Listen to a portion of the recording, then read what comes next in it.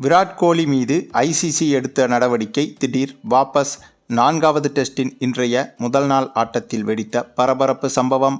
மன்னிப்பு கேட்ட ஐசிசி. அதாவது இந்திய கிரிக்கெட் அணியின் மூத்த வீரர் விராட் கோலி செய்த தவறுக்கு இவரது போட்டி சம்பளத்தில் இன்று 20% அபராதமாக செலுத்த வேண்டும் என மேட்ச் நடுவர் அறிவித்திருக்கிறார். சர்வதேச கிரிக்கெட் கவுன்சில் விதிப்படி விராட் கோலிக்கு 20% அபராதம் விதிக்கப்பட்டிருக்கிறது. இவர் ஆஸ்திரேலிய அணியின் இளம் வீரர் சாம் கோண்டாஸை இடித்து மோதலில் ஈடுபட்டார். இந்த சம்பவத்தில் விராட் கோலி விதியை மீறி தவறாக நடந்து கொண்டதால் இந்த அபராதம் விதிக்கப்பட்டுள்ளது. தன் மீதான தவறை விராட் கோலி ஒப்புக்கொண்டார் என்றும் சொல்லப்பட்டது. இதையடுத்து இவருக்கு ஒரு டீமெரிட் புள்ளியும் வழங்கப்பட்டது. அத்துடன் 20% அபராதமும் விதிக்கப்பட்டிருக்கிறது. இவரது போட்டி சம்பளத்திலிருந்து 20% அபராதம் விதிக்கப்படும்.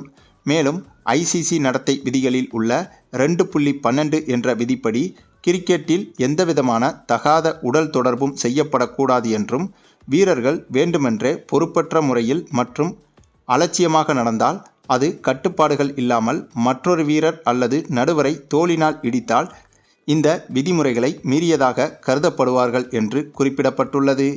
மேலும் மெல்போர்னில் இன்று நடந்த 4வது டெஸ்ட் போட்டியில் விராட் கோலி தனது தோள்களால் ஆஸ்திரேலிய அணியின் அறிமுக வீரர் சாம் கோண்டாஸை இடித்தார்.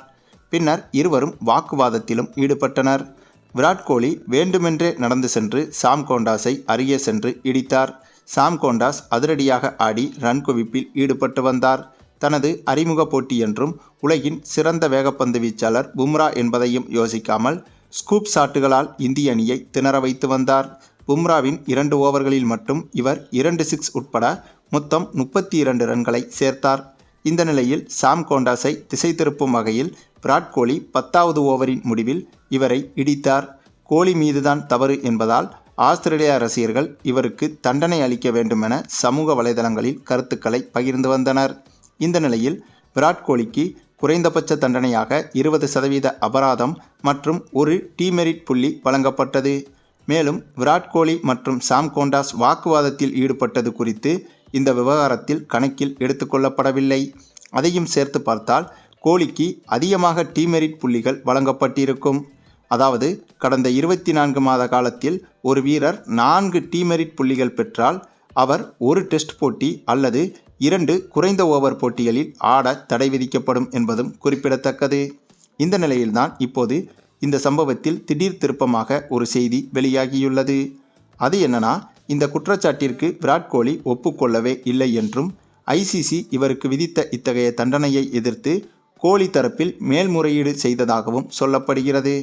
மேலும் இந்த விஷயத்தில் விராட் கோலி மீது தவறு இருப்பதாக தெரிந்தாலும் சாம் கோண்டாஸ் என்ற வீரரும் விராட் கோலி வருவதை பார்த்து விலகிச் செல்லாமல் அவரும் நேரே வந்து இடித்ததாக ஆதாரங்கள் முன்வைக்கப்பட்டுள்ளது.